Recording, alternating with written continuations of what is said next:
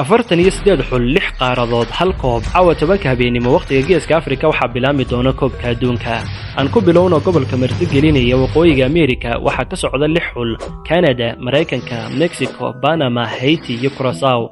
Curaçao waa jasiirad yar oo ay ku nool yihiin qiyaastii 158,000 oo qof waxaaba ka dad badan gobol ku yaala Soomaaliya. Koonfurta Ameerika waxa metelaya lix quwadood oo waaweyn Argentina, Brazil, Ecuador, Colombia, Paraguay iyo Uruguay. dhammaantood waa kooxo hanan karo koobka waxaana ku jira kooxda difaacanaysa. Afrika waxa yeelanaysa ka qaybgalkeedii ugu weynaa abid ee koobka adduunka iyadoo leh 10 xul. Masar, Tunisia, Algeria, Morocco, Cape Verde, Senegal, Côte d'Ivoire ama Ivory Coast, Ghana, Jamhuuriyadda Dimuqraadiga ah ee Congo iyo Koonfur Afrika. Tiradani waa laba laab tii tartankii hore marka loo eego. Yurub sida caadiga ah waxay keenaysaa xulalka ugu badan oo gaadhaya 16 xul. Kooxaha ugu awoodda badan dhammaantood way joogaan.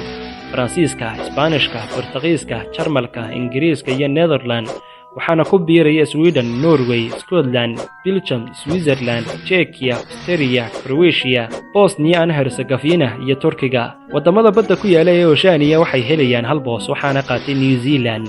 ugu dambeyn Aasiya waxay diraysaa 9 xul: Qatar, Sacuudi Carabiya, Urdun, Ciraaq, Iiraan, Pakistan, Japan, Kuuriyada Koonfureed iyo Australia. Haddaba yaa qaadi doona koobka adduunka sanadkan?